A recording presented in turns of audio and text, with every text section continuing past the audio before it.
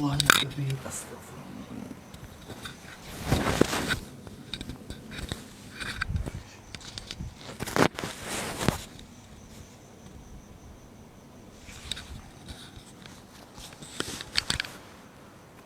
Allahumma salli ala sayyidina. Bismillahirrahmanirrahim. Ila hadratin Nabi Mustafa Muhammadin sallallahu alaihi wasallam wa alihi wa ashabihi wa azwajihi wa awladihi wa ahli baitihi wa zurriyatihi ajma'in wa kafatil anbiya'i wal mursalin wal malaikatil muqarrabin wal awliya'i was salihin, khususan ila ruhi Syekh Al-Musannaf Hajni Abdullah Al-Jambuwi rahimahullahu ta'ala, wa ila ruhi Syekh Daud ibni Abdullah Al-Futani rahimahullahu ta'ala, wa ila arwahi masyayikhi wa ila man tasaba ilaihim ajma'in ala niyati anna Allah yarhamuhum wa yu'li darajatihim fil jannah wa yanfa'una bi asrarihim wa ulumihim wa barakatihim fid dini wad dunya wal akhirah. Al-Fatihah. A'udzu billahi minasy syaithanir rajim. Bismillahirrahmanirrahim. Alhamdulillahi rabbil alamin. Ar-Rahmanir Rahim. Maliki yaumiddin. Iyyaka na'budu wa iyyaka nasta'in. Ihdinas siratal mustaqim. Siratal ladzina an'amta 'alaihim ghairil maghdubi 'alaihim waladdallin. Amin. Bismillahirrahmanirrahim. Nawaitu at-ta'alluma wat-ta'lim wat-tazakkura wat-tazkir wan-naf'a wal-intifa' wal-ifadata wal-istifada wal-hass 'ala at-tamassuk bi kitabillahi wa sunnati nabiyyih wad-du'a ila al-huda wad-dilala 'ala al-khair ibtigha'a wajhillahi wa mardatihi wa qurbihi wa sawabihi subhanahu wa ta'ala.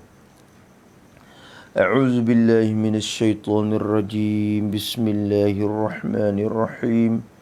Alhamdulillahi rabbil alamin. Wassalatu wassalamu ala asyrafil mursalin sayyidina Muhammadin wa ala alihi wa sahbihi ajma'in. Rabbi syrah li sadri wa yassir li amri wahlul 'uqdatam min lisani yafqahu qawli. Subhanaka la ilma lana illa ma 'allamtana innaka antal alimul hakim.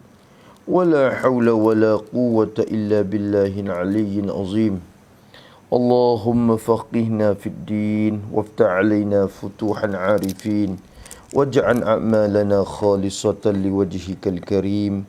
Rabbana zidna ilman nafi'a warzuqna fahman sahiha ya rabbana ya rabbal alamin. Qala al-musannifu rahimahullahu ta'ala wa nafa'ana bi'ulumihi wa 'ulumi masyayikhina fid darain amin. Bismillahirrahmanirrahim.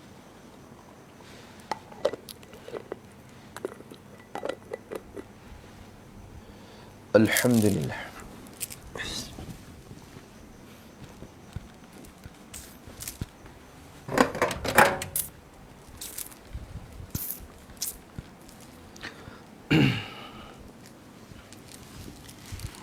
Allahu Akbar, ya Latif, ya Kabir. Astaghfirullahalazim.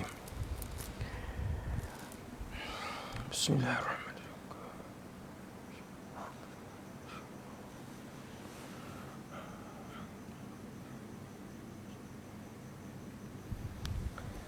Bismillahirrahmanirrahim. Alhamdulillah, segala puji bagi Allah. Sama-sama kita syukur kepada hadarat Allah Subhanahu wa taala dengan rahmat dan limpah kurnia daripada Allah serta taufik Allah Subhanahu wa taala, dapat sekali lagi kita sambung pengajian kita pada malam yang bertuah ini dengan sebab kesungguhan kita, dengan sebab hati kita nak tahu ilmu agama, dengan sebab azam hati kita untuk mendapatkan rahmat daripada Allah melalui cara kita mengaji, kita kenal cara-cara ibadah kepada Allah, maka dengan sebab kesungguhan kita tu, semoga Allah Subhanahu Wa Taala memberikan kekuatan lagi roh kita dan kekuatan badan kita sehingga dapat melaksana segala perintah Allah Subhanahu Wa Taala dan mati kita dalam keadaan iman dan husnul khatimah. Amin ya rabbal alamin. Maka alhamdulillah sekali lagi kita sambung lagi pengajian kita daripada semalam, duduk di muka yang ke 13, berkait dengan masalah mengadap hamba dalam sembahyang. Kalau kita tilik semalam, musannaf kita radhiyallahu taala anhu telah berkata bahawasanya Syekh Muhammad bin Ali At-Tirmizi radhiyallahu an, dia buat banding semaya ni serupa dengan tie bagi agama. Maknanya satu rumah tak akan dirikan bumbung, tak akan boleh diri perabung, tak akan boleh letaknya dinding sekiranya tidak ada tie atau tak sempurna tie. Begitulah juga agama bagi seorang manusia, agama bagi seorang hamba Allah Subhanahu Wa Taala, tak akan tertegaknya amalan pekerjaan agama yang lain sekiranya tak sempurna semaya. Bakit akan utuh agama dah kalau tak ada semaya. Maka sebab itulah pentingnya semaya, mestilah kita hadap kepada Allah dalam semaya, dalam rupa kita ni macam-macam rupa tu yang musannaf kita cerita semalam. Kalau kita ingat teka takbir rupa lagu mana, kita kena berupanya menyerah diri kepada Allah. Tak gitu? Hak tu. Kalau sekiranya kita ada takbir, kalau kita ada baca Fatihah, baca surah, baca ayat, baca tasbih masalah, rupa mana kita kena sila hati kita ketika tu. Rupa mana kita kena ingat hati kita ketika tu. Rupa mana? Iaitulah rupa kita hina, kita merendah diri dan hina diri. Dengan sebab kita ni berhajat kepada Allah Subhanahu Wa Taala, sentiasa berhajat kepada Dia. Sentiasa dikatakan sangat berhajat kepada Allah Subhanahu Wa Taala.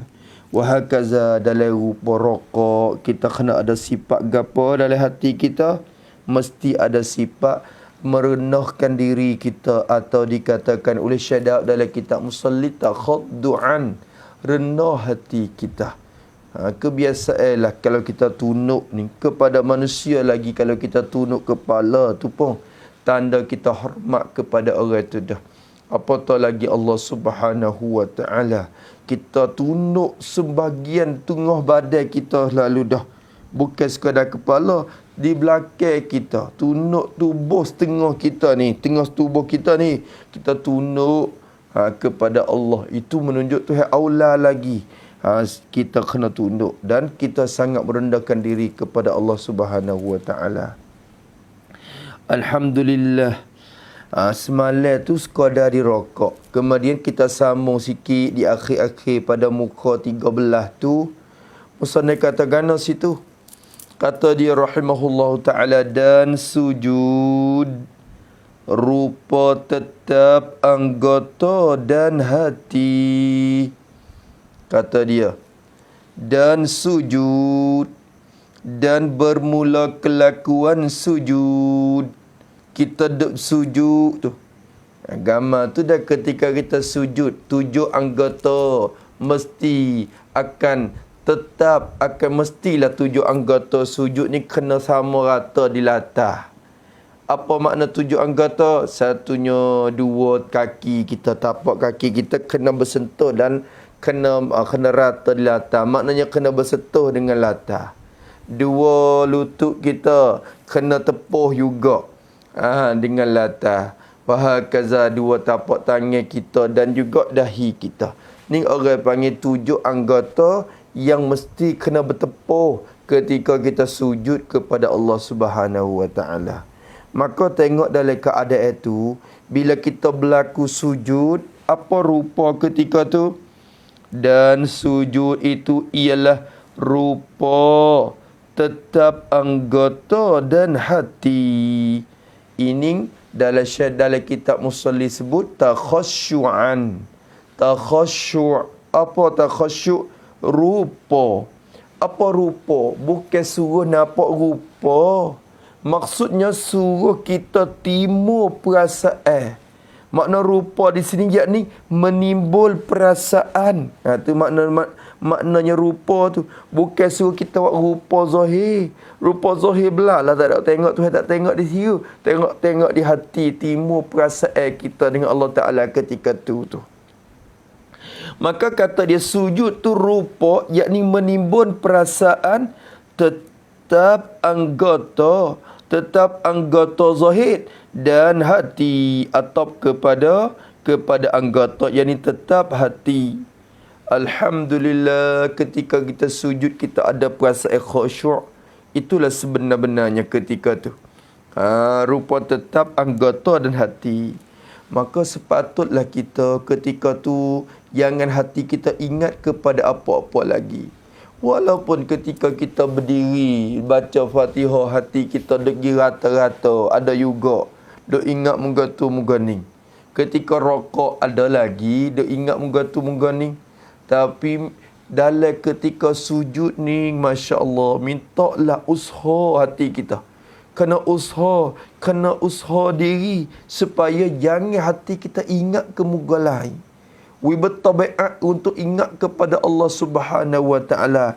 Kerana Nabi kita SAW ada sabda, sehampir-hampir hamba dengan Allah Subhanahu wa taala ketika dia sujud. Waktu kelakuan yang hamba dengan Tuhan rapat sekali. Maknanya Allah Ta'ala jadi sifat perasaan hamba akan nyata besar-besar dan akan nyata sebenar-benar sifat hamba iaitu ketika sujud. Bila seorang hamba tu nyata sebenar-benar sifat kehambaan ketika sujud, ketika itulah ya besarnya keagungan Rabbul Alamin tu adalah hati dia. Ketika itulah perasaan dia rasa dekat dengan Allah SWT pada ilmunya dan juga ingatan kita dengan Allah SWT. Maka ketika tu usahalah kita, usaha winapa rupa takhasyu'an dah. Winapa timur perasaan tu. Dan sujud rupa tetap anggota dan hati. Sebab apa boleh kata lagu tu? Kerana dengan sujud, dengan sebab kita sujud, dengan sebab kita sujud tu, mata bagi seorang, dengan sebab kita sujud tu dah, mata dia tidak melihat itu ini. Tidak melihat, yakni tidak dapat melihat. Bukan makna tidak melihat dah. Maksud kalau tak melihat ni, tak melihat belakang. Kalau dia patai matanya, ketika dia berdiri, dia pun tak nampak apa juga kalau dia patai mata dia. Ketika dia rokok, maka dia tak melihat apa juga kalau dia pantangkan mata dia. Wahakaza, segala kelakuan semaya. Maknanya, kalau kita patai mata kita, ketika mana pun kita tak melihat. Cuma, ketika kita berdiri, kita baca Fatihah. Kalau kita tak patai mata kita boleh gegak lagi. Boleh mata kita paling kot tu, paling kot ni, tengok depan, tengok kanan, tengok kiri, mengikut iblis dah heret. Tu mata kita. Ketika rokok pun sepatu juga, duk mengita ni, tengok kais sejadah, tengok kaki, tengok itu, tengok ini. Mata kita pun tak lepas daripada duk mengita, duk tilik tu, tilik ni. Tetapi ketika sujud ni, kalau nak tengok pun tak nampak. Ya tak boleh tengok. Sebab apa? Sebab mata dia rapat dah dengan lantai. Mata dia rapat dah dengan tempat kais sejadah tu. Yakni tidak dapat melihat itu, tempat itu dan tempat ini. Tak dapat melihat tempat tu, tak lihat tempat ni. Allahu Akbar, tu hikmat besar. Itu dia. Hikmat besar. Sebab itulah mazhab kita Syafi'i itu, makna hidung tu sunat juga bersentuh dengan lantai, dengan tempat sujud tu, hidung kita tu. Yang ada okey siapa ke kita boleh cek hidung kita pula dak. Pergi rapat siapa ke hidung, tengok mata kita pun tak dapat dak untuk bergerak ke sana ke sini. Tak dapat bergerak ke kanan kepada kiri. Tak dapat dak untuk melihat benda tu benda ni. Tak dapat melihat itu ini. Maka manakala mata tetap,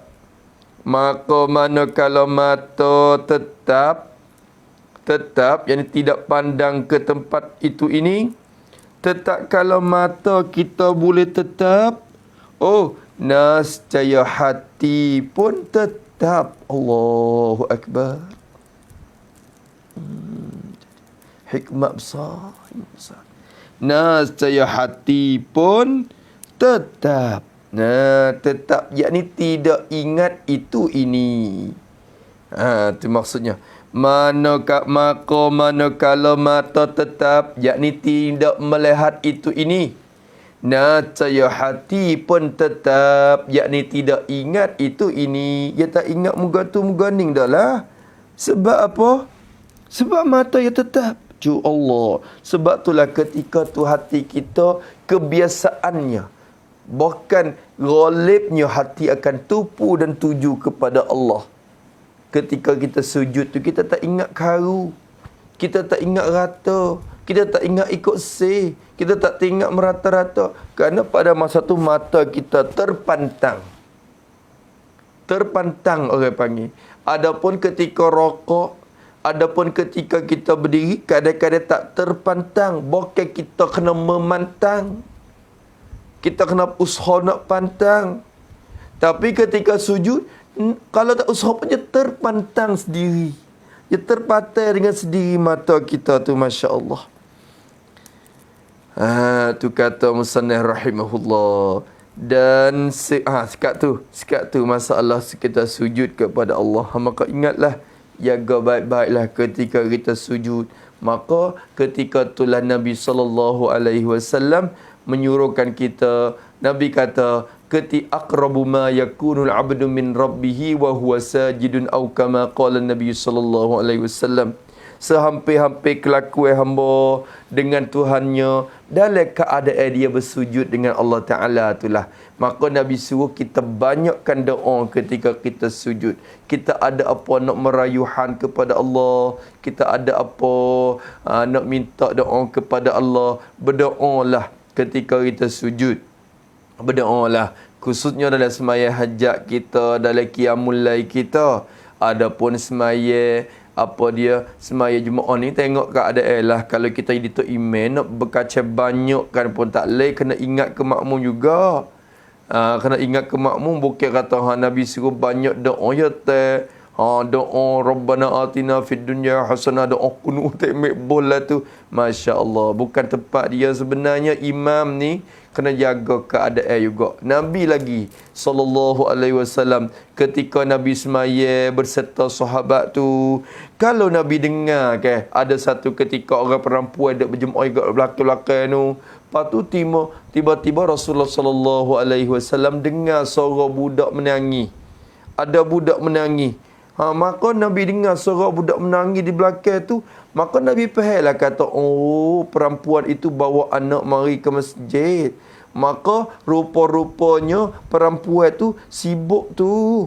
Kalau usaha, kalau kacau, kalau tebang lagi depannya, kesian kepada perempuan-perempuan yang bawa anak tu. Dia nak jaga anak dia lagi. Lalu tu baginda SAW mencepatkan salat. Mana Nabi semaya dengan cara cepat. Cepat ni bukan makna cepat sehingga luput rukun syarat. Rukun syarat tu sempurna. Cuma Nabi merengkat takfifkan akan semaya dia. Sehingga Nabi SAW ada sebut dalam hadis. Nabi kata, apabila kamu semaya seorang diri, apabila seorang kamu tu semaya dalam keadaan tu imam, tu dia, maka hendak dia meringankan solat. Hendaklah dia tu meringankan solat, percepat, maknanya buatlah sekadar hak wajib je. Ni tak baca ni, ingat kata lama-lama sekali demo nak kita di tu imam tu gak tak baca surah Yasin. Tu dia. Tu lengah-lengah habis. Bekak lutut-lutut. Bekak beti-beti. Nyanyi ke makmum. Lebih lagi orang tua-tua pula. Tu dia. Lebih lagi lah ada e-learning kalau dalam masjid-masjid pun, kalau kita semaya pun yang ada lama-lama sangat lah. Kerana tak begitu dituntut kan untuk beripung ramai-ramai lama-lama. Lalu tu kita untuk menghidupkan masjid kita. Lepas tu jangan terlalu lama-lama sangat. Begitulah tu imam kena jaga. Maka Nabi kata apabila kamu semaya seorang diri, falyutawil ma syaa, atau kama qala Nabi sallallahu alaihi wasallam. Maka kalau kamu semaya seorang kamu, panjang gila nak panjang banyak mana, nak tes surah Baqarah pun ikut mung lah. Tetapi kalau semaya seorang diri ni kena jaga orang panggil kebaikan orang belakang kata. Kau orang tua, kan ada orang tua, orang demam, orang uzur macam-macam tu. Maka Rasulullah sallallahu alaihi wasallam sudah ajar kepada kita dah cara-cara semaya berjemaah dan semaya seorang lagu mana. Maka begitulah juga kita duk sujud pun. Kalau kita nak lama-lama sangat pun tak salah. Ni ingat kata sujud khusyuk tu lama terlajak jadi tu imam. Baca juga Allahumma laka sajadtu wa bika amantu wa laka aslamtu.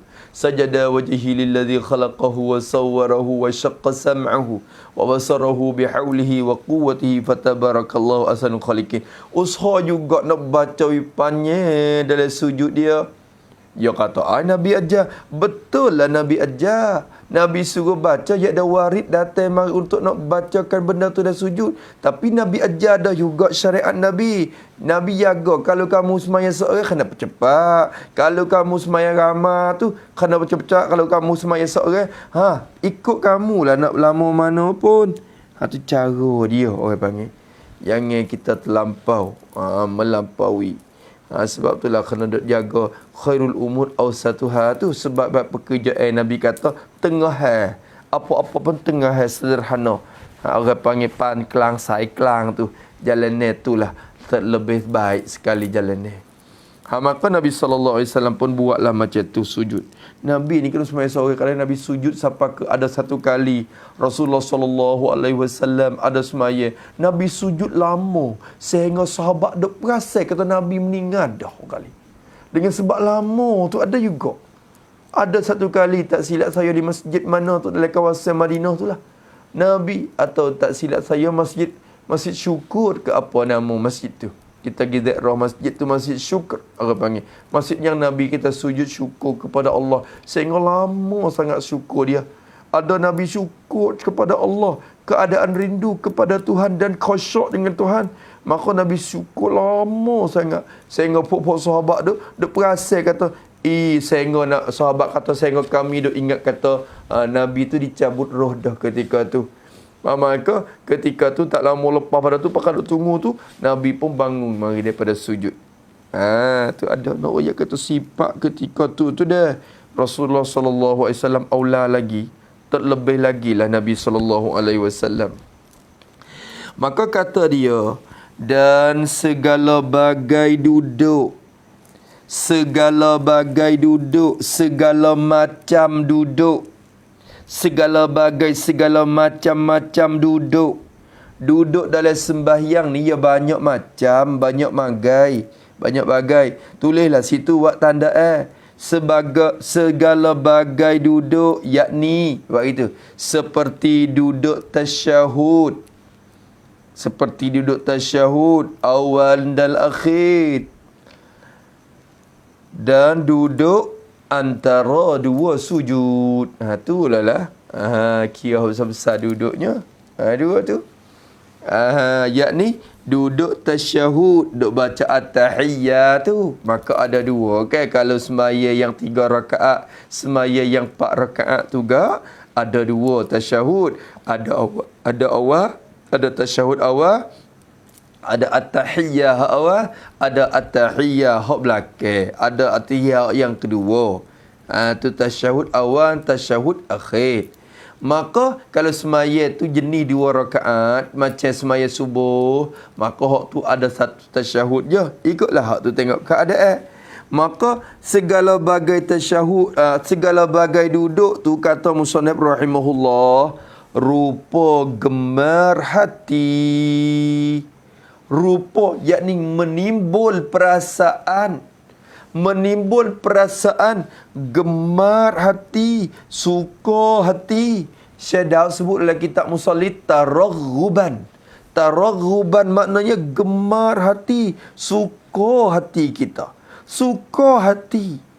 Oh, gemar, suka. Hati timur ketika tu gemar dan suka. Semacam kita duduk di hadapan raja yang kita raja dunia ni, kita duduk pun kita gemar, suka dah. Dipersela kita duduk di hadapan dia, kita rasa duduk dengan segala gemar hati, kita suka hati. Bukan kita melahir rupa, kata kita malah duduk begini, kita tak suka duduk begini, maka tak sepatut dengan raja. Kalau raja dunia pun tak sepatut dengan raja tu, apatah lagi Allah Subhanahu wa ta'ala, raja sekalian alam, raja segala raja, aula lagilah.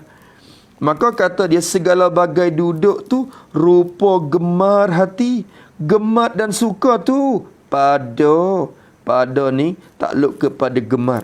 Gemar hati dan suka hati pada menyembahnya, menyembah akan Allah Subhanahu wa ta'ala.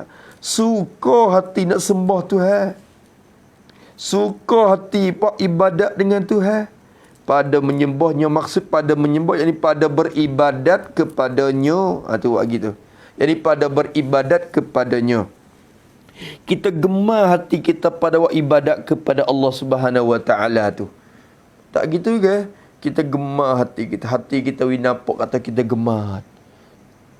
Usaha melahir, usaha menimbulkan perasaan tu, perasaan taraghub kita, rasa gemar hati kita. Allahu Akbar ya Rabbi. Tu. Ni kita duduk nampak malas ya. Nampak monyok ya. Nampak mengatuk ya. Allahu Akbar. Jauhnya kita. Jauh lagi perasaan hati kita nak sampai kepada maqam ihsan. Allahu Akbar. Allahu Akbar. Sebenarnya hak duk sebut mari ni tuan-tuan, sebut mari semenjak daripada awal sampai sini ni, semua sifat tu sifat apa? Sifat apa? Bukan sifat anggota luar. Anggota luar, ilmu fiqh bercara dah. Hak tu ilmu syariat dah bercara dah. Semaya zuhir tu, rukunnya, syaratnya, adabnya, sunatnya, sekian-sekian. Hak tu hukum syariat dah bicara dah. Kalau kita kira. Tapi hak dok kecek mari jak daripada awal sampai ke sini ni, sifat apa tu? Sifat yang lahir daripada hati. Sifat yang timbul daripada perasaan hati. Maka sifat ni ia tak akan timbul kalau kita tidak sampai kepada maqam ihsan. Yang Nabi SAW ada sebut, al-ihsan an ta'budallaha ka'annaka tarah, fa in lam takun tarah fa innahu yarak. Atau kama qala Nabi SAW. Adakah Nabi sebut dalam hadis yang dicerita oleh Sayyidina Umar itu kan? Ada hadis yang dicerita daripada Sayyidina Umar bin Khattab radhiyallahu anhu. Sayyidina Umar kata gana, ingat tak hadis tu? Saya nak ulang, kita dengar juga. Belah kalau tak bercara, tak bersakut sangat pun, mudah-mudahan ada manfaatnya. Maka ada Sayyidina Umar sebut, Sayyidina Umar kata, bainama nahnu julusun 'inda Rasulillah sallallahu alaihi wasallam. Pada satu ketika yang kami ni, Sayyidina Umar kata, puak-puak kami, puak-puak sahabat ni, julus. Kami ni duduk. Satu ketika kami ramai-ramai tu duduk inda Rasulullah sallallahu alaihi wasallam, di sisi Nabi Muhammad sallallahu alaihi wasallam. Ketika kami duduk bersama Nabi, satu kalilah Sayyidina Umar cerita, kita duduk beramah dengan Nabi ramai-ramai. Adalah bermuzakarah, berbicara masalah agamanya.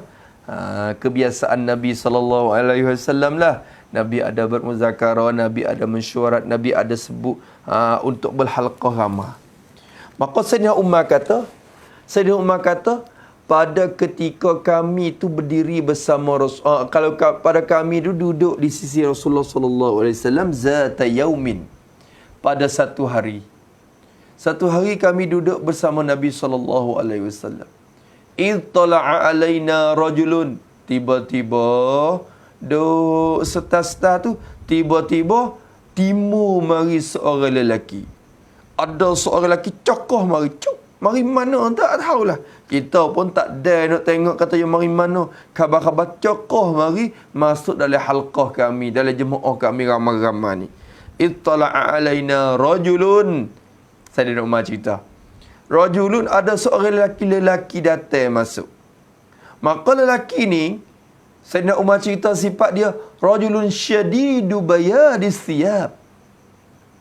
Bila tilik kepada pakaian lelaki tersebut, bila tidak kepada rupa dia, pakaian dia, pakaian laki-laki ni putih lepok, putih cuci maknanya. Syadidu bayadi thiyab, syadidu thawadi sya'ri. Bila tilik kepada rambut dia pula, Allah hitam minyak, Allah hitam bersinar lah maknanya, dalam keadaan bersiap. Syadidu bayadi thiyab, syadidu thawadi sya'ri. Maka bila tengok dalam keadaan itu, Sayyidina Umar sebut, la yura alaihi atharus safar. Bila tilik kepada rupa keadaan dia, tak dilihat kesan perjalanan jauh dia. Maknanya orang kita ni kalau mari jauh, misalnya mari Bakak ke, mari daripada Hat Yai ke, mari sampai ke Petaning, atau mari daripada Malaysia sampai ke Petaning masalah, atau daripada mana jauh-jauh ke, akan adalah kesan-kesan permusafiran. Akan adalah kesan-kesan perjalanan dia tu. Bajunya gonyok-gonyok macam-macam, ada dengan abu, dengan kabuk macam-macam lah. Tu tengok keadaan tu. Tak gitu ke? Bila tengok keadaan tu jadi Sayyidina Umar kata la yura alaihi asarus safar. Bila tengok kepada rupa dia, tengok kepada pakaian dia, kita tak bukan orang yang musafir dari tempat jauh ni. Bukan orang mari jauh. Kalau rupa lagu ni bukan orang jauh. La yura alaihi asarus safar. Bila paling tengok pun kita ramai-ramai, ngiling belaka, tak ada siapa pun yang kena. Wala ya'rifuhu minna ahad. Sayyidina Umar kata, seorang daripada kami pun tidak ada siapa yang mengenalkannya. Tak ada dapat kenalkan lelaki tu. Tak dapat kenal. Orang jatuh main mana? Kalau orang Madinah asal, puak-puak kita ni, dia kena ada juga seorang dua yang dapat mengenalinya. Tetapi bukan orang tempatan. Tapi kalau datang dari tempat yang jauh, mana kesan permusafirannya? Tidak ada. Peliknya lelaki tersebut. Tu panjang lebar lah hadis tu. Hadis ini disebut oleh Imam Nawawi dalam Arba'in Nawawiyah. Hadis Arba'in, hadis yang pertama disebutkan. Hadis yang kedua, tak silap saya nah. Hadis yang pertama, innamal a'malu binniyat wa innamal likulli imri'in ma nawa. Tu hadis yang pertama. Maka ada sebut dalam tu. Tiba-tiba laki-laki tu dengan cara ringkasnya, lelaki tu masuk rapat dengan Nabi SAW. Pelaga lutut dia sama lutut Nabi dalam keadaan nak mengaji. Rupa-rupa nak bertanya. Bukan mari niat qasad jahat ni. Rupa-rupa niat mari qasad baik. Maka lalu itulah lelaki tersebut mulai melontar soalan pertama kepada Muhammad. Nabi Muhammad sallallahu alaihi wasallam, "Hei Muhammad, cuba mencerita kepada aku tentang Islam. Apakah Islam? Islam tu apa?" Maka Nabi sallallahu alaihi wasallam menjawab. Nabi kata, Islam itu bahawa engkau tashhadu an la ilaha illallah, engkau naik saksi bahawa tidak ada Tuhan melainkan Allah. Wa anna Muhammadar Rasulullah, engkau menaik saksi bahawa Nabi Muhammad itu pesuruh Allah. Wa tuqimas salat, dan engkau mendirikan, menunaikan solat 5 waktu. Wa tuqimas zakat, dan engkau wa tu'tiyaz zakat, dan engkau mengeluarkan dan membayarkan zakat. Wa tasuma Ramadan, dan engkau berpuasa pada bulan Ramadan. Dan wa tahujjal baita in istata'ta ilaihi sabila, dan engkau kerja tuju kepada Baitullah dalam musim haji untuk menunaikan ibadah haji sekiranya kamu itu mampu untuk datang kepada Mekah. Itu sebenarnya ditanya lontar soalan. Selepas pada lontar soalan, selepas daripada Nabi jawab soalan tu, lelaki tu kata, sadaqta. Betul kemung. Betul kemung. Betul engkau, betul. Engkau betul. Masya Allah. Bila malaikat tu, bila lelaki tu, seorang lelaki tu jawab berkata begitu, balas jawapan Nabi begitu, sahabat mendengung. Sahabat pepelat. Fa'ajibna lahu yas'aluhu wa yusaddiquhu. Sayyidina Umar kata, kami pun jadi heranlah kepada lelaki tersebut. Dia tanya ke Nabi. Dia tanya, itu tanda kata dia tidak tahu. Tiba-tiba dia kata sadaqta, dia kata benar engkau, itu tanda kata dia sudah tahu. Apa pasal lelaki-lelaki ni peliklah aku? Apa pasal? Siap dah lah. Dia tanya, tanda kata dia tidak tahu. Tetapi akhirnya dia membenarkan perkataan Nabi. Itu menanda kata dia tahu. Pelik dah aku. Kami pun pelik. Lalu tu dia lontar soalan yang kedua berkaitan dengan iman. Tak silap saya iman dulu dah. Kemudian adalah dua tu. Kemudian Nabi pun jawab, iman itu tu'mina billah, engkau beriman dengan Allah, wa malaikatihi, engkau beriman dengan malaikat-malaikatnya, wa kutubihi, kitab-kitabnya, wa rusulihi, segala pesuruh Allah, wal yaumil akhir, engkau beriman dengan hari akhirat, wa tu'mina bil qadarihi khairihi wa syarrihi minallah, engkau beriman qada dan qada itu semua daripada Allah Subhanahu wa taala. Selepas daripada tu dia kata pula, laki-laki tu katakanlah, sadaqta, betul kemung. Betul, kena dah tu. La ilaha illallah. Sahabat kau pelat. Bila Nabi jawab, dia kata kena dah tu. La ilaha illallah. Tanya mula-mula, menunjuk kata dia tak reti. Tiba-tiba dia kata kena dah tu. Itu menunjuk kata dia reti. Tu jadi kepelakkan terhadap para sahabat. Akhirnya, ni terpahak kita nak sini ya. Terpahak kita nak. Akhirnya, laki-laki tu tanya, fa akhbirni anil ihsan. Akhbirni, rayak kepadaku pula Muhammad, anil ihsan. Allahumma salli ala Sayyidina Muhammad. Itu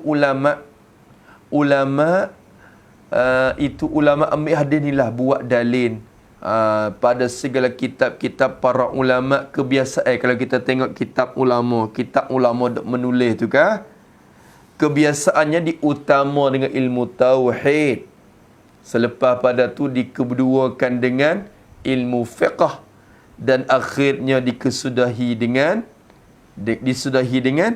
ilmu tasawuf. Itu tertib yang diatur oleh Jibril alaihi salam sebenarnya.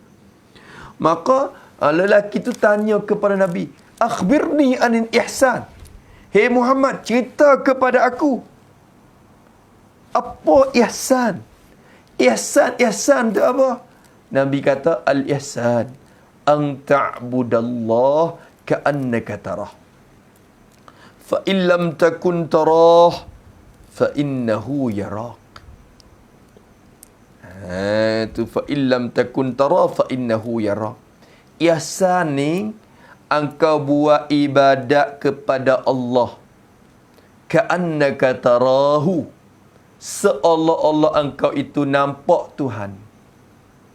Seakan-akan atau seolah-olah semacam kamu nampak. Padahal bukan kita nampak, tapi buat semacam kamu nampak.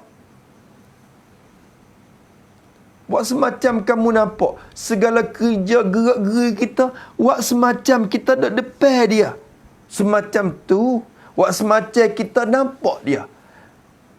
Kita nampak dia duduk cakap. Semacam tu. Kalau kita nampak dia duduk depan kita masalan, padahal Allah Ta'ala tak berjihad segitu. Takdir kata kita nampak dia.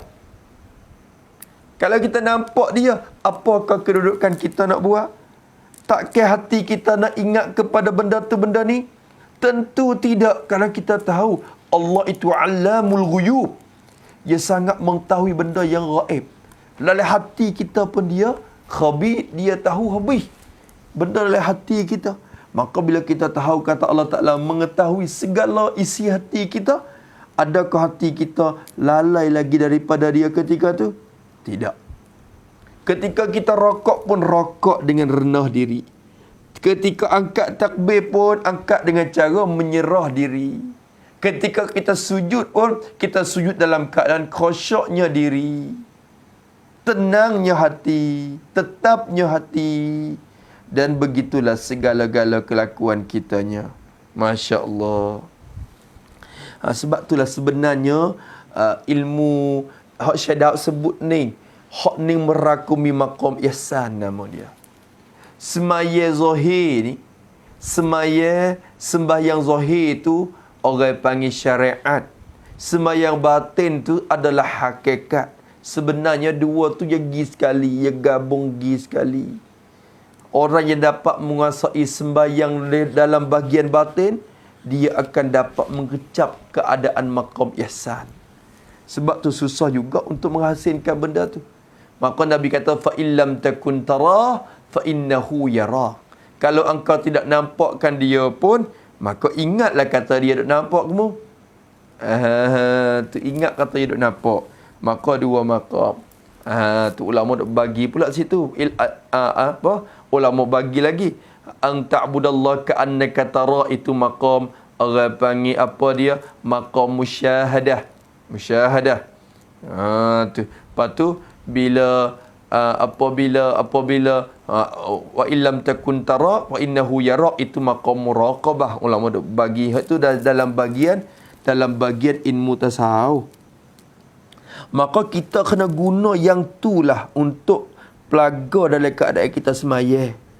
Dan segala bagai duduk tu rupa gemar hati pada menyembah Allah Subhanahu wa Ta'ala.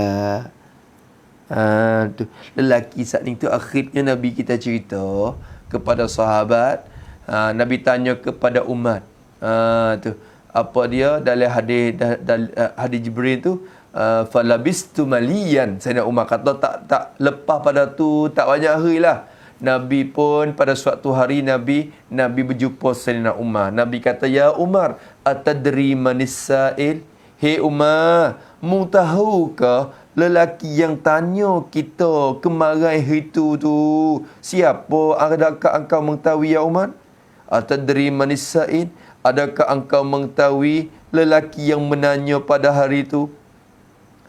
Umar kata Allah wa rasuluhu a'lam. Allah dan Rasulullah yang lebih tahunya. Kami tak tahu. Nabi kata gana? Nabi kata Jibril, huwa Jibril. Dia tu bukan orang tu, malaikat. Dia datang rupa manusia pun hakikat yang malaikat. Huwa Jibril. Dia tu Jibril tu. Atakum. Dia datang kepada puak kamu semua. Dia datang kepada puak kamu. Yu'allimukum dinakum. Dia nak mengajarkan kamu tentang agama kamu. Tengok Nabi kata. Nabi tak kata atana dah. Kerana diri Nabi sendiri tu dia sudah maklum dah. Bahkan Allah Ta'ala sudah wahyu kepada dia dah. Tapi dalam keadaan itu sebenarnya Jibril datang untuk bukan nak mengajarkan dia. Dan Jibril datang bukan nak datang mengajarkan Nabi, nak mengajarkan umat. Nabi sudah mengetahui dah ilmu daripada Allah Subhanahu wa Ta'ala. Sebab tu Nabi kata atakum, bukan atana, yu'allimana dinana dah. Kalau dia kata lagi tu berarti Nabi pun tak ada tahu apa juga. Jibril tu mari dia ajarkan juga. Tapi ini sudah menunjuk kata Nabi sudah dapat ilmu itu dah Tapi Jibril datang untuk nak mengajarkan akan umat ini sebenarnya. Maka kita kena tiru cara tu. Ulama dulu buat cara kita dah. Kitab Musalli ni sebenarnya dia menjijak dua maqam tu. Maqam syariat dan maqam hakikat. Tu. Syadaq sendiri ni. Rahimahullahu ta'ala ni. Syadaq ni bukan seorang yang biasa dak lah. Tu. Maka tu. Maka dan dia kata lagi iaitu duduk tu. Segala bagai duduk tu. Tu. Segala bagai duduk rupa gemar hati pada menyembah Allah. Iaitu segala bagai duduk tu iaitu rupa duduk bertempoh. Rupa duduk bertempoh. Tu. Apa rupa duduk bertempoh? Kita faham dah tempoh. Bukan tempoh tu makna masa tu tak. Tempoh ni maknanya duduk melimpat kedua-dua belah kaki. Tanda lagu tu. Ini bahasa Melayu kita, bahasa asli dah bahasa Melayu. Duduk bertempoh yakni duduk melipat kedua-dua belah kaki. Duduk melipat kedua-dua belah kaki. Dan punggung di atas kaki itu. Buat itu. Dan punggung di atas kaki. Punggung duduk atas. Tu macam kita duduk dalam semaya tu lah. Sama ada duduk dalam keadaan tasyahud awal, sama ada duduk dalam keadaan tasyahud akhir, atau duduk antara dua sujud. Itu dikatakan duduk bertempoh. Cuma bertempoh tu berbeza. Kalau tasyahud akhir dinamakan bertempoh dengan cara tawarruk. Kalau semaya, kalau kita duduk tasyahud awal, duduk bertempoh dalam rupa iftirash, rupa iftirash. Dan begitu juga kalau kita duduk antara dua sujud, serupalah dengan duduk pada tasyahud awal, iaitulah duduk iftirash. Duduk iftirash iaitulah rupa duduk ibadat. Macam ni ke? Kalau kita duduk antara dua sujud, kalau kita duduk antara dua sujud ataupun kita duduk tasyahud awal, kita duduk rupa ni. Ni bertempoh ni orang panggil. Iaitulah lipat dua belah kaki, kemudian letakkan punggung di atas kaki. Itu orang panggil rupa bertempoh. Duduk bertempoh nama dia. Bukan duduk bersila. Sila tu lah. Lipat kaki, tapi punggung duduk atas lantai.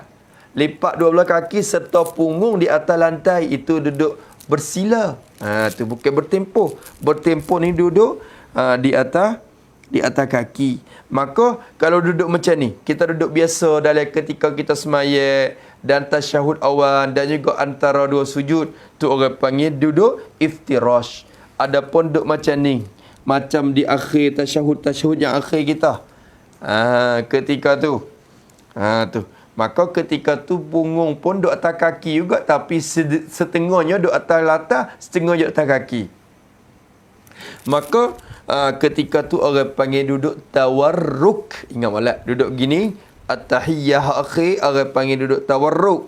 At-tahiyyah hak mula-mula, dan ketika rabbighfirli warhamni, tu dikatakan duduk iftirash. Lagi akan datang insya-Allah dalam kitab ni juga.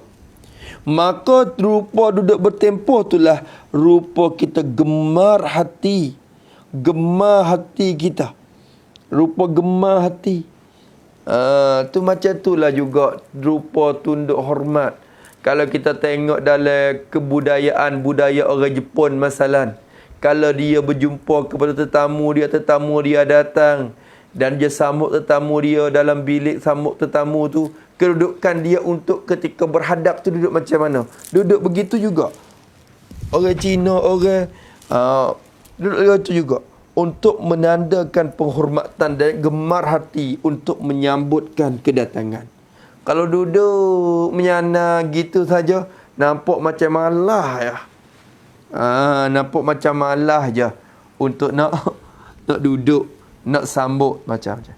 Maka dalam keadaan tu kita duduk lagu tu, orang panggil tararrub, gemar hati kita. Tengok sikit lagi. Dan tasyahud. pada muka 14 insya-Allah. Dan tasyahud. Dan tasyahud tu, tasyahud ni apa tasyahud? Yakni baca tasyahud tu lah. Baca tasyahud, baca at-tahiyyatul mubarakatuh tu.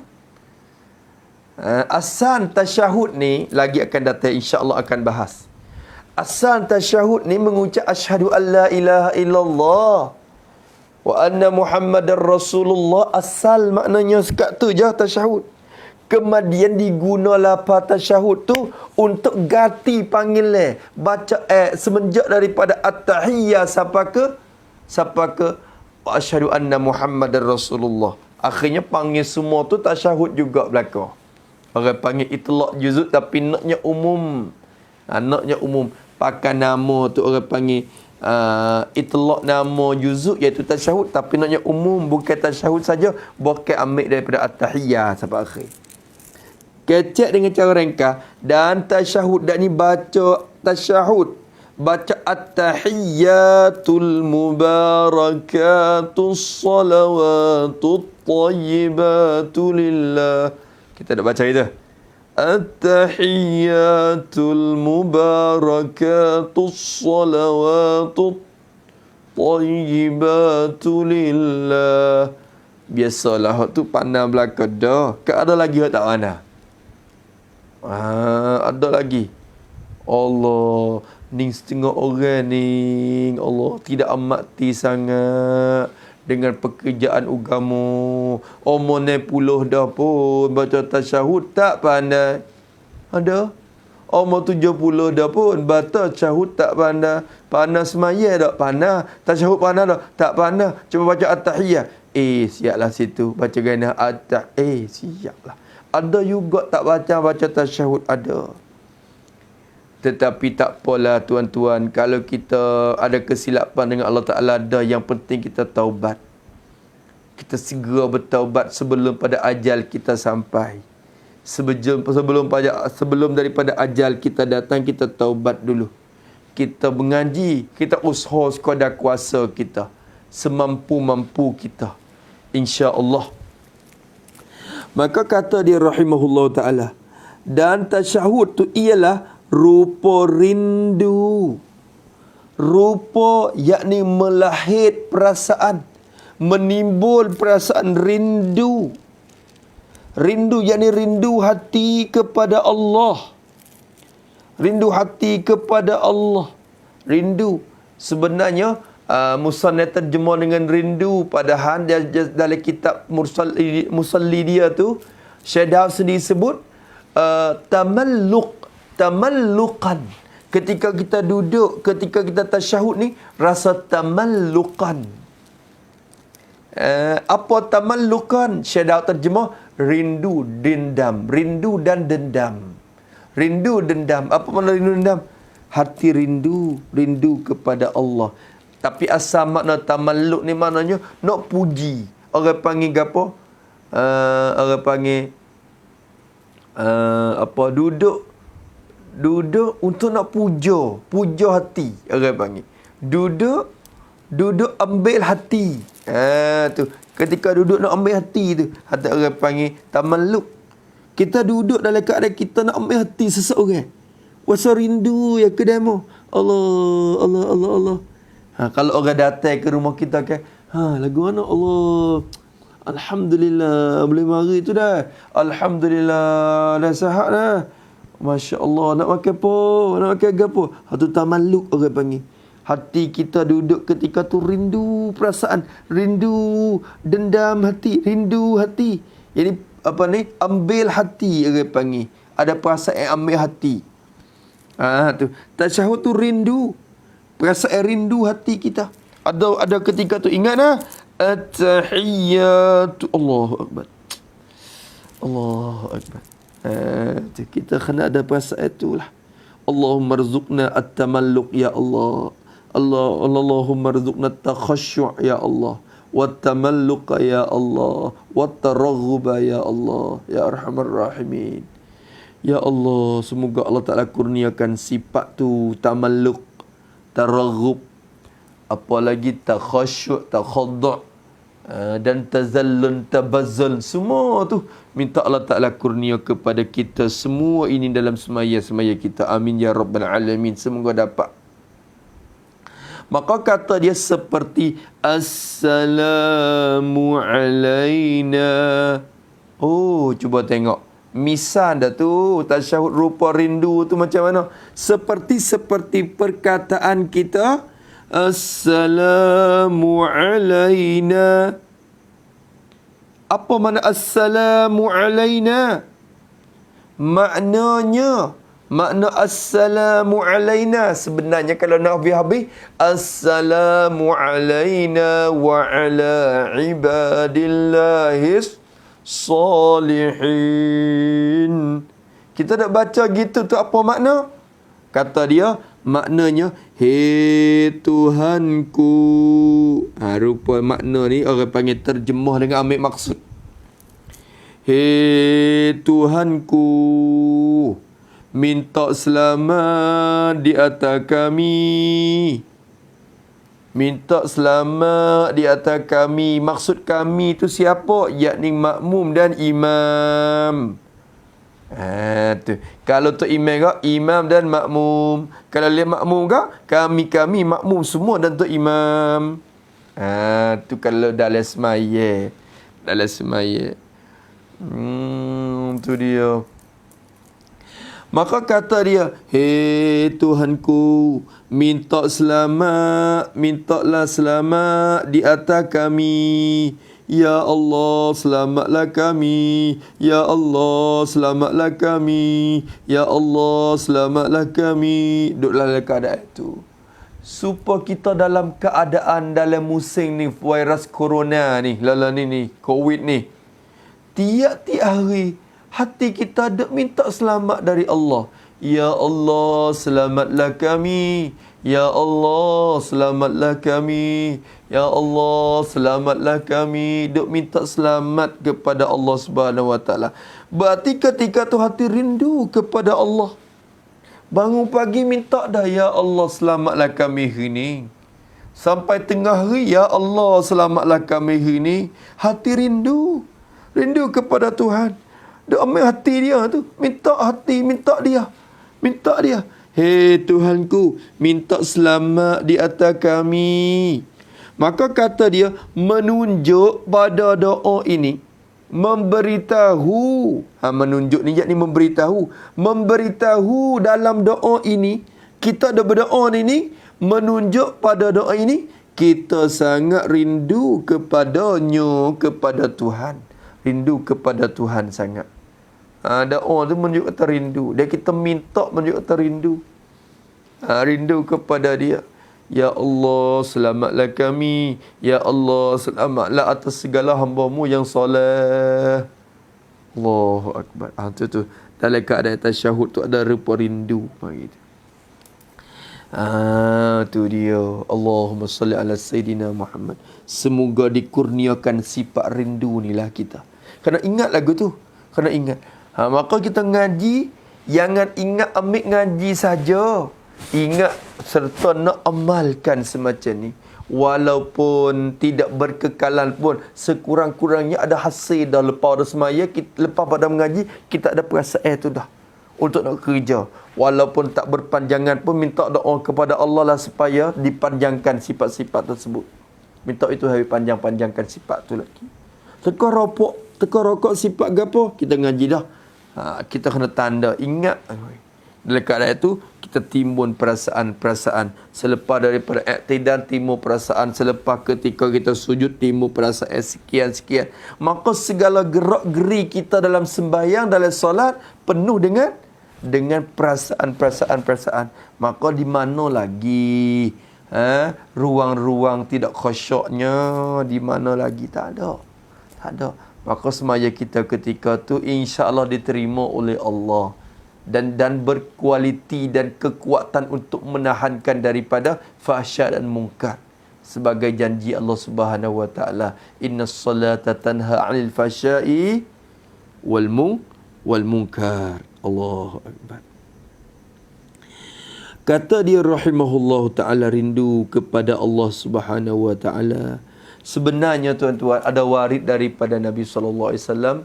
Kebiasaan ulama' sebutlah dalam kitab-kitab mereka, walau lagu mana pun martabat hadis ini, cuma bolehlah kita datangkan untuk menggemar targhib dalam bagian fadail ini.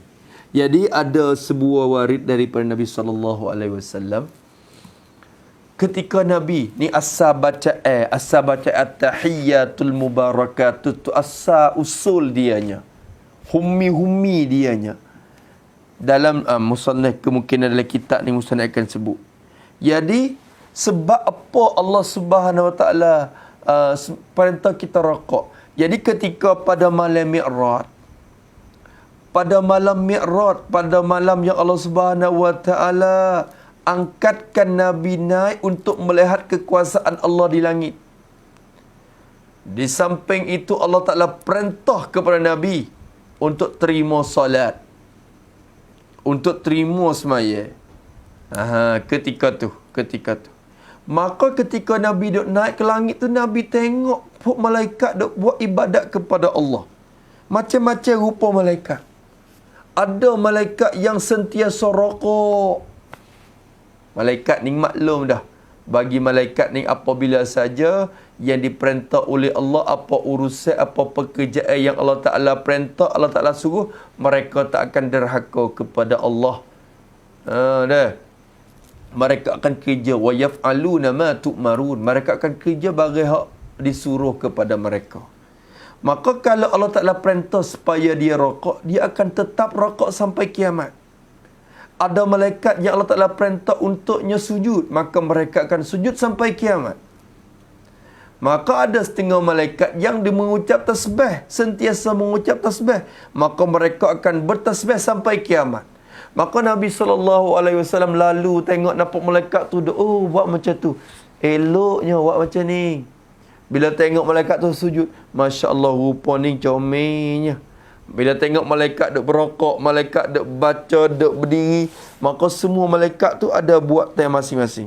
Maka timbul perasaan dalam hati Nabi SAW, hatinya untuk umat dia tu dapat habuan macam tu juga. Hati Nabi tu timbul perasaan supaya umat dia tu dapat kerja apa yang dikerja oleh malaikat-malaikat tu juga. Akhirnya diperintah oleh Allah Subhanahu Wa Taala sembahyang dengan rupa kaifiat yang kita maklum sekarang ini. Maka kita semaya harian ni, sama ada rokok kita, sujud kita, semua tu adalah himpunan daripada segala gerak-geri dan perbuatan malaikat dah. Rokok tu ada malaikat dah buat, sujud ada malaikat dah buat. Kita semaya 2 rakaat ni merakumi segala perbuatan malaikat di langit. Sebab itulah besar semaya. Tu. Lalu tu ada satu warid ketika Nabi SAW naik kepada Sidratul Muntaha, di atas daripada langit yang ke-7. Maka di situlah Jibril alaihi salam, malaikat Jibril tak dapat pergi lagi. Kerana kebiasaan Jibril alaihi salam, apabila dia naik daripada bumi ni ke atas, dia akan berhenti di Sidratul Muntaha. Dia tak akan dapat melampau dan melajaki ke atas tu lagi. Bukan tempat Jibril dah. Jibril tak pernah datang ke atas tu. Lalu tu, di situlah Nabi SAW, ketika itulah Jibril pun suruh Nabi SAW pergi seorang diri dia. Maka ketika Jibril kata, wahai Muhammad, pada malam ini akan diizinkan oleh Allah supaya kamu dapat melihatkan zatnya. Supaya kamu akan dapat melihat zatnya yang tak bertempat itu. Tapi Jibril berkatalah, kita maksudnya zat Tuhan tak bertempat. Maka diizinkan untuk kamu itu berjumpa dengan Allah Subhanahu Wa Taala. Maka apabila kamu melihatkan Allah, apabila kamu munajatkan Allah, jangan lupa ucap salam, minta selamat daripada Allah, ucap hormat kepada Allah. Jangan lupa mengucap ucapan hormat. Jangan lupa mengucap penghormatan kepada Tuhan. Ucap tanda kata kita hormat. Kalau sia sawadika, sawadika. Kalau kita kata Allah ni Assalamualaikum lah tahiyyah kita orang Islam ni. Assalamualaikum, Assalamualaikum. Itu ucapan yang menunjuk kata kita hormat kepada orang yang kita cakap. Maka Jibril pesan kepada Nabi Muhammad, Muhammad, malam ni nah, kalau kamu jumpa Allah, dapat melihatkan Allah, jangan lupa mengucap hormat kepada Allah. Lalu tu Rasulullah sallallahu alaihi wasallam diangkat daripada Sidratul Muntaha, naik ke atasnya sampai kepada mustawa, sehingga dapat mendapati dengan suara-suara kolam yang bercatatnya. Kolam yang bercatat di Lauh Mahfuz. Maka sampai lagi naik lagi kepada Hadratul Qudsi. Di situlah diizinkan oleh Allah supaya Nabi dapat melihatkan zatnya yang tidak bertempat itu. Akhirnya Nabi dapat melihatkan Allah Subhanahu wa tabaraka wa taala. Ketika dapat melihatkan Allah, Nabi ingat pesanan Jibril. Jibril kata, "Hei Muhammad, apabila kamu dapat berjumpa Allah, ingat, ucap. Jangan lupa ucap penghormatan kepada Allah, hei Muhammad." Maka ketika tu Rasulullah sallallahu alaihi wasallam pun mengucap, "At-tahiyyatul mubarakatus salawatut tayyibatu lillah." At-tahiyyat, segala ucapan penghormatan, al-mubarakat, yang diberkati, as-salawatut tayyibat, dan segala doa-doa yang baik, segala salawat, doa-doa permohonan yang baik-baik, semua tu lillah, bagi Allah. At-tahiyyatun mubarakatus salawatut tayyibatu lillah, bagi Allah. Tu ucap penghormatan. Maka Nabi kata, at-tahiyyatun mubarakatus salawatut tayyibatu lillah. Selepas pada Nabi ucap lagu tu, Allah Ta'ala balas jawab, "Assalamu alayka ayyuhan nabiyyu wa rahmatullahi wa barakatuh." Assalamu alayka ayyuhan nabiyyu wa rahmatullahi wa barakatuh. Selamat aku ke atasmu, hei Nabi, dan kerahmat aku ke atasmu, hei Nabi, dan keberkatanku ke atasmu, hei Nabi, hei Muhammad, hei Nabi. Assalamu alayka ayyuhan nabiyyu wa rahmatullahi wa barakatuh. Maka bila Nabi dengar Allah Subhanahu wa taala mengucap, bila dengar Allah Ta'ala memberi keselamatan kepada dia, Nabi pun teringat kepada umat dia. Maka dalam hati Nabi ingin juga untuk Allah Subhanahu wa taala memberi keberkatan dan keselamatan atas umat dia, kata. Lalu tu Nabi pun ucap sekali lagi, "Assalamu alayna wa ala ibadillahis salihin." Mintalah selamat ya Allah di atas kami semua, umat-umatku ni, wa ala ibadillahi salihin, dan segala hamba-hambamu yang soleh semuanya, mintalah kamu selamat berlaku kepada mereka. Allah, assalamu alayna wa ala ibadillahi salihin. Selepas Nabi ucap begitu, semua ahli langit yang pada masa tu dengar suara itu, lalu tu semua tu mengucap syahadah, asyhadu an la ilaha illallah wa asyhadu anna Muhammadar Rasulullah, mengucap syahadah kepada Allah, wa asyhadu anna Muhammadar Rasulullah. Maka perkataan itu juga digunakan dalam semaya kita harian.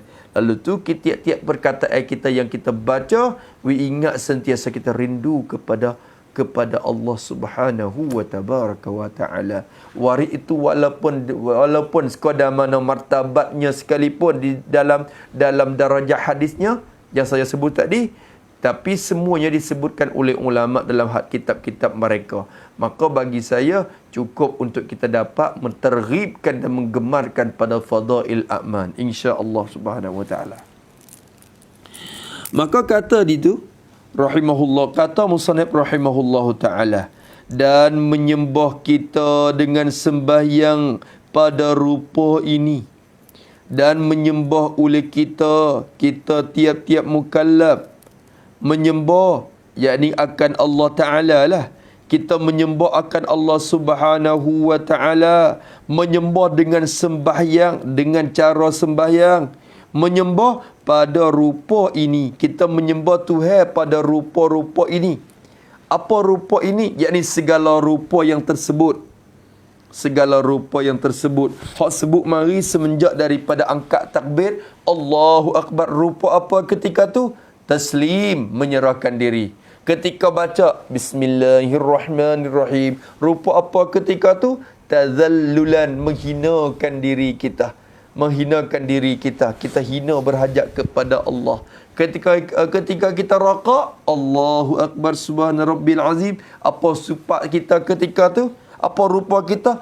Takhaddu'an, merendahkan diri kita. Tetap anggutan hati hadap ke Tuhan. Sami'allahu liman hamida, angkat tangan pula hati kita taslim, menyerahkan diri kepada Allah. Bila mulai sujud, Allahu Akbar. Sujud kita tu hati kita takhasyu'an, timu khasyuk, tetap anggota dan hati ketika tu. Bila kita duduk, Allahu Akbar, Rabbighfirli warhamni wajburni, yang dikatakan duduk antara dua sujud itu, sifat kita ketika tu taraghuban, gemar hati kita. Gemar hati kita pada beribadat dengan Allah Subhanahu wa Ta'ala. Bila mulai sujud pula kali yang kedua, Allahu Akbar, Subhana Rabbiyal A'la wa bihamdi. Ketika tu pula hasil sekali lagi perasaan takhasyu'an, khasyuk kita kepada Allah Subhanahu wa Ta'ala. Begitulah kalau bangun rakaat yang kedua pun sifat macam tu juga, sehingga kita baca tasyahud yang terakhir. Ketika tu at-tahiyyatun mubarakatus salawatut tu, rupa kita ketika tu tamalluk, yakni rindu hati kita dengan Allah Subhanahu wa Ta'ala. Ingat, kalau kita sentiasa ingat rupa kelakuan tu, insya-Allah semaya kita penuh dengan khusyuk. Semaya kita penuh dengan kemanisan. Semaya kita akan penuh dengan ketenangan dan menjadi qurratul ain, akan menjadi syurga pula dunia. Waliman khafa maqama rabbih jannatan. Allah Ta'ala janji dua syurga. Dunia pun dapat syurga, akhirat pun dapat syurga. Orang semaya dengan rupa ni, syurga dunia dah. Syurga dunia dah. Sehingga dia tak akan tukar perasaan itu dengan dunia ini. Walaupun berpuluh-puluh juta sekalipun, dia tak akan tukar. Kalau Allah Ta'ala kata, mung nak kedak, perasaan tu ku nak cabut daripada mung dan ditukarkan dengan duit 100 juta, dia tak akan tukar dengan duit walaupun 1000 juta sekalipun. Kalau Allah Ta'ala nak cabut sifat tu daripada diri dia, dia tak boleh tukar. Kerana dia tu rasa hak tu dah. Hak tu dah. Yang dikatakan nikmat. Yang dikatakan sebesar-besar nikmat. Yang dikatakan jannatul ajilah. Syurga yang dapat di dunia ni. Tu mereka rasa lagu tu. Maka Musa nak kata, menyembah Allah dengan semaya pada rupa ini, pedah menyembah Allah dengan rupa ni. Apa pedah dia? Hikmat dia. Pedah dia ni hikmat dia. Hikmat dia nya apa? Boleh kita semua Tuhan, sujudnya ada tak khusyuk, bila rokoknya ada tak khadu', bila bacanya ada tazallun, bila kita takbir, angkat takbir, ada apa dia taslim. Semua rupa ni apa pedah hikmat dia? Pedahnya supaya Tuhan pedahnya supaya Tuhan kasih sayang kepada kita. Allah. Tu hikmat dia. Allah, tak ada gapo ni. Cukup dah hak tu. Tu dia pada hak ni je. Moga kita duduk dalam dunia ni hari-hari tu tujuannya besarnya hak ni. Nak itu redha. Dan Allah Ta'ala redha segak, tak apa. Dan manusia tak redha pun ikut ke demo. Minta itu redha ya. Kalau Tuhan tak redha manusia semua dunia ni pakat redha pun tak ada arti. Nak itu redha kita saya segala gerak-gerik kita ni, ya Allah. Ya Allah, redailah kepada kami, ya Allah. Ya Allah, meredailah kepada kami, ya Allah. Tu.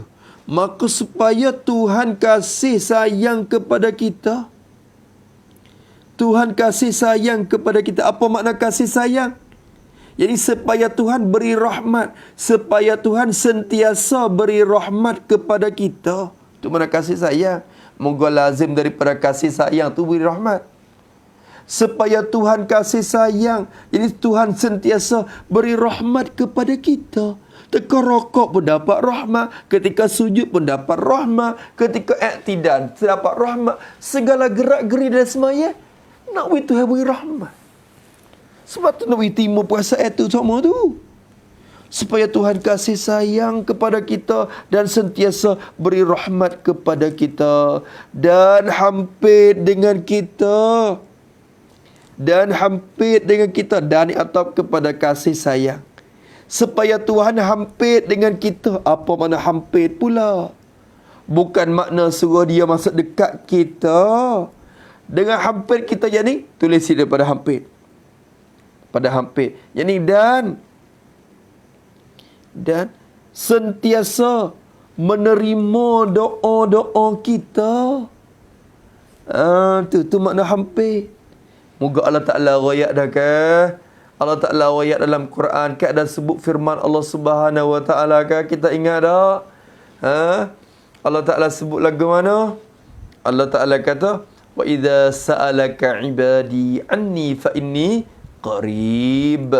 Apabila hamba ku tanya tentang aku, hey Muhammad, menjawab ke dia kata, aku ni dekat je. Aku dekat saja. Aku dekat je. Apa mana dekat di situ? Jadi aku sentiasa mengetahui kelakuan kamu. Aku dekat denganmu, jadi ilmuku sentiasa tahu. Tahu kelakuanmu. Mana dalil kata dekat tu maknanya dekatnya ilmu. Ujibu da'watad da'i idza da'an. Aku terima segala permohonan dia bila dia pohon. Bila dia minta, aku terima permohonan dia. Kalau gitu maksud hampir di sini maknanya supaya Allah sentiasa perkenan dan terima doa kita. Itu maknanya. Terima sembahyang kita. Tu lah. Hampir dengan kita. Itu dekat dengan kita. Ada satu hadis yang Nabi sebut. Allah Ta'ala kata, apabila hambaku berjalan. Apabila hambaku itu berjalan kepada aku berlari untuk berjumpa dengan dia. Apabila ayat adalah dalam hadis Nabi sebut tu. Bila hamba-Ku datang kepada aku, jika aku datang kepadanya sehasta. Begitulah kalau dia datang sehasta, aku akan datang kepadanya sedepa. Nak royak kata Allah Ta'ala lebih pada kita lagi. Kita ingat ke Tuhan, Tuhan sentiasa terima doa kita cepat pada kita ingat dia lagi. Tu dianya. Maka kata dia, dan hampir dengan kita. Dan terima sembahyang kita. Ni atap kepada kasih sayang belaka tu. Supaya Tuhan kasih sayang kepada kita. Dan Tuhan hampir dengan kita. Dengan mana Tuhan sentiasa terima doa kita. Dan terima sembahyang kita.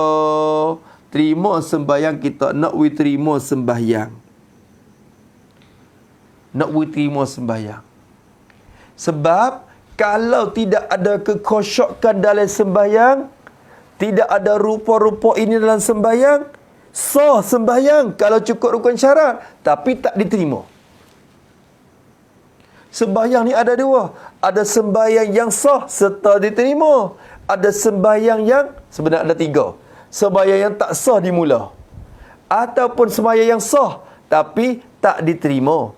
Ada sembahyang yang sah serta diterima oleh Allah Subhanahu Wa Taala. Sembahyang yang tidak sah dimula, tak cukup rukun syarat dimula lagi, tak mengaji.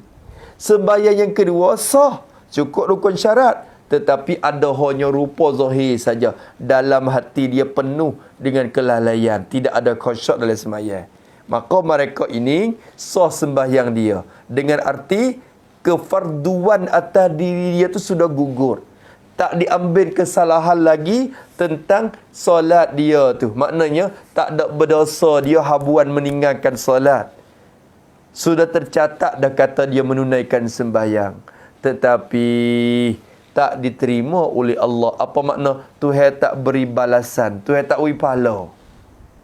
Semaya tu semaya. Sekadar lucu dan luput. Orang panggil sekadar jatuh gugur fardu saja.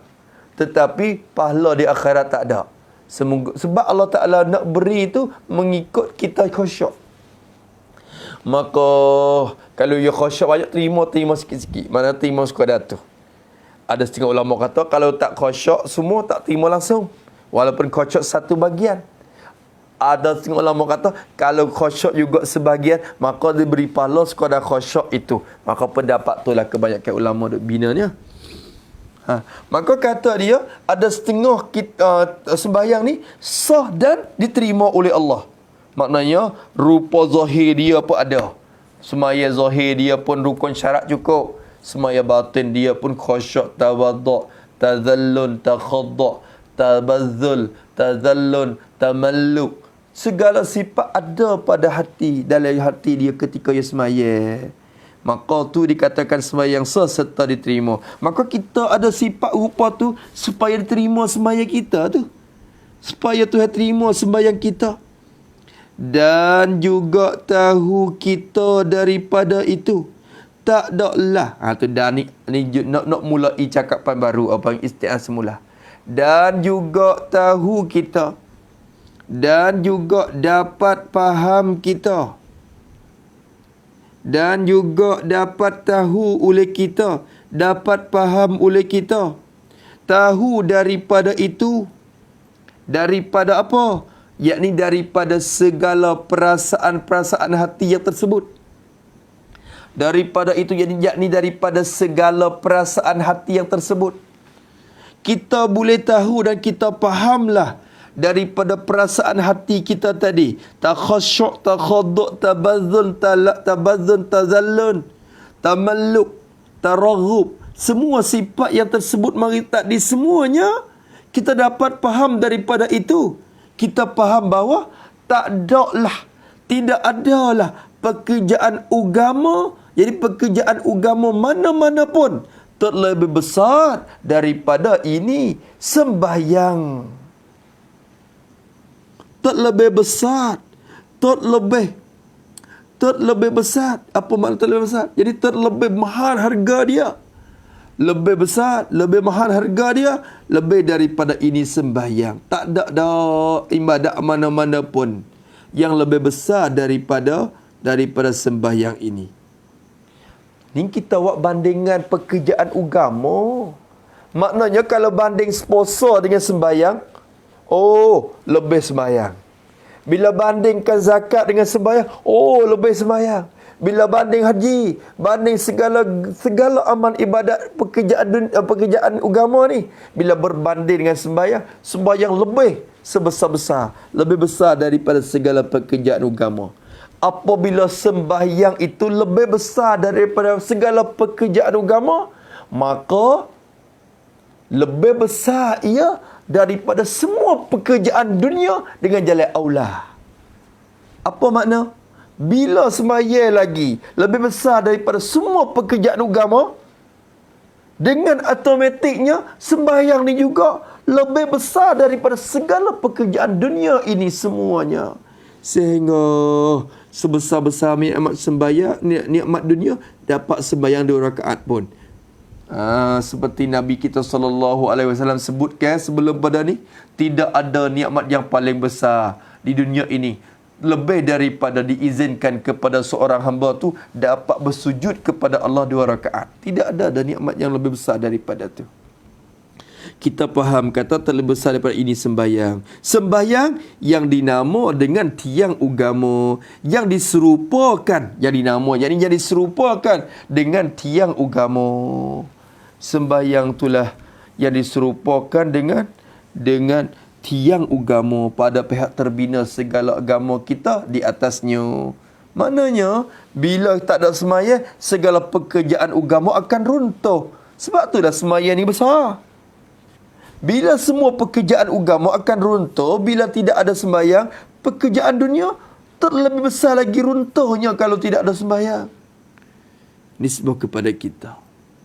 Sebab itulah semoga Allah Subhanahu wa taala kurniakan sifat-sifat itu kepada kita dan menjadikan kita ni orang yang sentiasa dalam keadaan khusyuk. Ya Allah, ya Tuhanku, kurniakanlah kepada kami semua ini sifatnya taslim dalam sembahyang, sifatnya tazallun dalam sembahyang, sifatnya takhaddu' dalam sembahyang, sifatnya takhasyuk dalam sembahyang, sifatnya taraghub dalam sembahyang, sifatnya tamalluk dalam sembahyang. Ya Allah, kurniakanlah sifat tabazzul dalam sembahyang kami, ya Allah ya Rahman Rahimin. Semoga sifat yang kami belajar ini dapat kita beramal, dapat kami beramal, ya Allah ya Rahman Rahimin. Maka cukup dulu insya-Allah sekadar ni pada malam ini. Semoga Allah Ta'ala panjangkan usia umur kita lagi sehingga dapat kita berjumpa lagi insya-Allah pada pertemuan lagi akan datang pada tajuk sembahyang mensenangkan dirinya. Itu yang kita akan mulai pula pada muka 14 insya-Allah. Bagi mereka yang tidak ada kitab, bolehlah download kitab. Mengaji kita ni nak mengaji berkitab, bukan nak mari dengar ceramah gitu, bukan ceramah. Kita nak mengaji, kita talaki. Tu mengaji. Nabi ada juga isi kandungan. Apabila kita mengaji, kita ada habuan yang tercatat dalam kitab kita. Maka bagi mereka yang tidak ada kitab lagi, download. Tolong anak cucu downloadkan dalam kitab, dalam page kita ni. Kita sudah upload, masuk dah PDF-nya kitab Munyatin Musalli dalam page, ruangan page kita yang sebelum pada ni. Maka tolonglah download untuk kita mengaji bersama. Kalau ada kitab, dah ada kitab macam ni, maka kita gunakan kitab tu untuk kita tengok lagi sekali bersama. Kalau tidak ada kitab, boleh juga kita dengar, cuma kemanisannya tak samalah dengan kita berkitab. Kerana kuliah kita ni kuliah berkitab nama dia. Maka semoga Allah SWT kurniakan kepada kita nikmat taufik dan juga nikmat faham dalam ilmu agama dan nikmat dapat faham dalam agama. Kerana orang yang diberi faham dalam agama itu tanda kata orang yang Allah Ta'ala beri kebaikan yang besar kepada dia. May yuridillahu bihi khairan yufaqihu fiddin. Barang siapa yang Allah telah menetapkan bagi dia dapat kebaikan yang besar dan banyak, Allah Ta'ala akan beri dia faham dalam agama dia, dalam agama Islam. InsyaAllah kita sambungkan lagi pada tajuk sembahyang mensenangkan dirinya. Dan sabda Nabi SAW, bermula sembahyang itu nur, yakni cahaya yang mencerahkan hati orang sembahyang. Wallahu subhanahu wa ta'ala a'lam. A'udzubillahi minasyaitonirrajim. Bismillahirrahmanirrahim. Alhamdulillahi rabbil alamin. Wassalatu wassalam ala asyrafil mursalin Sayyidina Muhammadin wa ala alihi wa sahbihi ajma'in.